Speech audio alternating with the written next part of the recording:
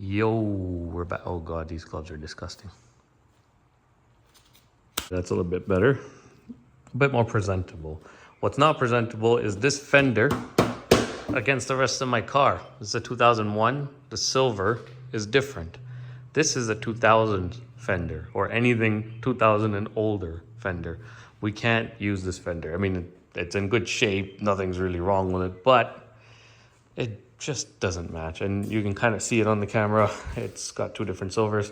So we have a replacement fender.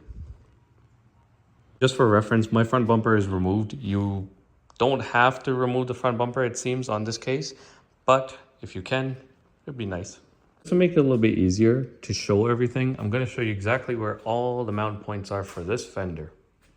From the bottom going all the way up. As you can see, behind the side skirts, we have two bolts there, another little screw here, there, and all of these which are part of the fender liner. Then we move to the inside where the door jambs are, and as you can see, there's only one bolt at the very top, pretty much right under your rear view mirrors. All along the top, you've got essentially 3 bolts. So not too difficult. These two here, this one specifically, especially, it's just a threaded plastic insert. So this is for your bumper to mount to, and so is that one. These two don't have anything going to them. What I'm gonna do is open this driver's side door. We're gonna get inside here and get that top bolt removed from inside. And you can quite easily access it from right there. It is a 10 mil.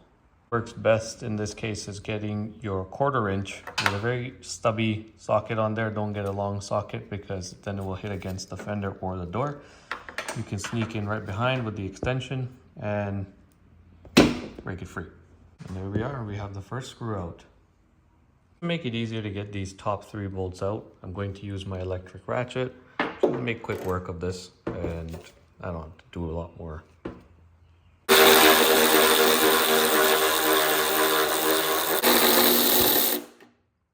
How useful. Just for reference, all 4 of these bolts, the one we took off from inside the door jamb and the top 3 are all the same. So if you mix them up, don't worry. So down here, you may have tabs instead of these screws. Whatever you have in here, make sure you remove your screws and tabs if you have any to get this fender liner free from the fender itself. That's safe. It makes it a lot easier if you have one of these rivet pullers, but if you don't, you can just use a flathead screwdriver. Take your time. Don't break these. Dirty.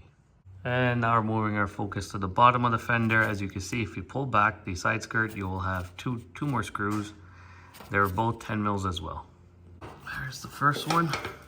Should be able to get that out now. And I dropped a screw in there. Oh. All right, and it's out, thankfully. Now the bottom of the fender is free, top of the fender is free. And last thing would be, if you have your bumper on, pull back the fender liner and release this screw and this screw.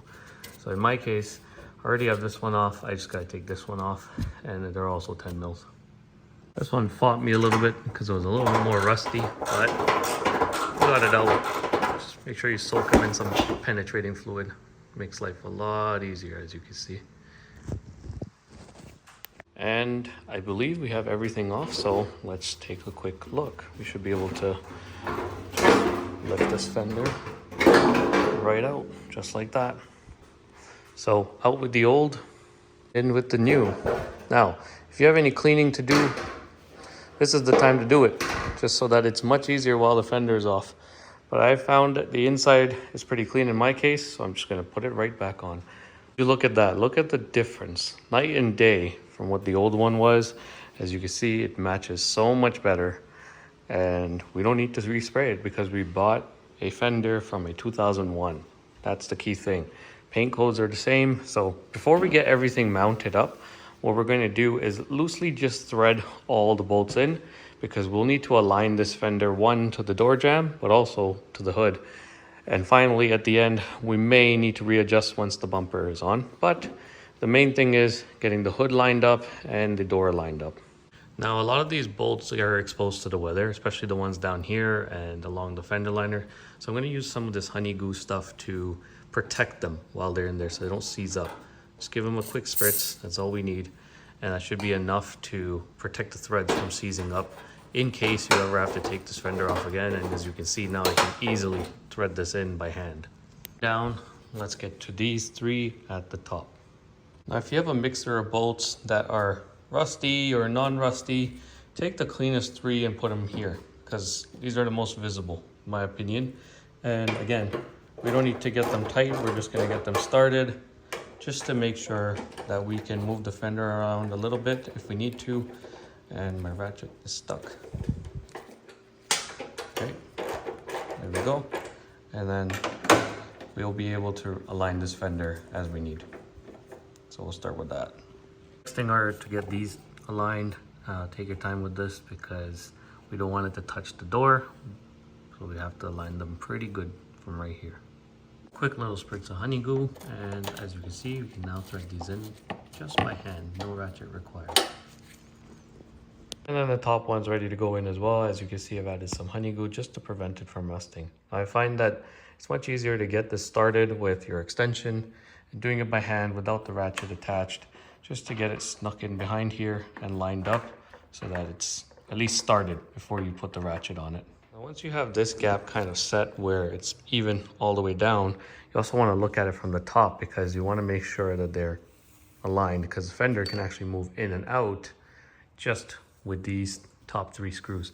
So once you have it kind of lined up perfectly, or as perfect as you can get it without having to go to a body shop, right, what I would say is tighten down at least one of these such that this fender can no longer move back and forth or in and out. As you can see, we're not done yet because as soon as I close the hood, the gap at the front is much bigger than the gap at the back. Good thing was we did leave most of the front part of the fender loose. We can kind of move it in and out as we need to get this lined up. So what I'm going to do is quickly close this gap a little bit as much as I can. I might have to loosen the back screw just a touch, just so that I can push this fender in. Once you have this screw set, you're going to make sure that as long as your hood closes and you have a perfect gap, you can start tightening the rest of them up at the top. We're almost there. We only have a couple more screws left, but they're only for the fender liner. So we're going to get these two put back in here and this tab installed up here, and we're done.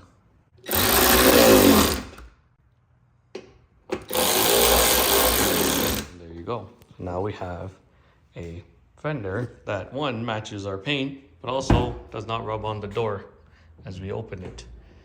So we're good there. And the gaps are all the way even. So now that you have that mounted up, I'm gonna open the door, make sure it doesn't touch anything. And last but not least, we have this screw to tighten as well.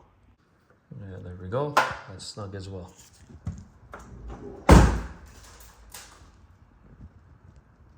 Wow, what a difference having a color matched fender makes to a car. It looks more complete. Now I just need to replace this interesting hood that I have on. And please don't mind my dents on the door. You didn't see them. But anyhow, this fender looks better than the rest of the car. I mean, mind you, the rest of the car hasn't been washed probably in several years, so that'll help. But as you can see, we have a new fender and we're good to go. Thanks for watching.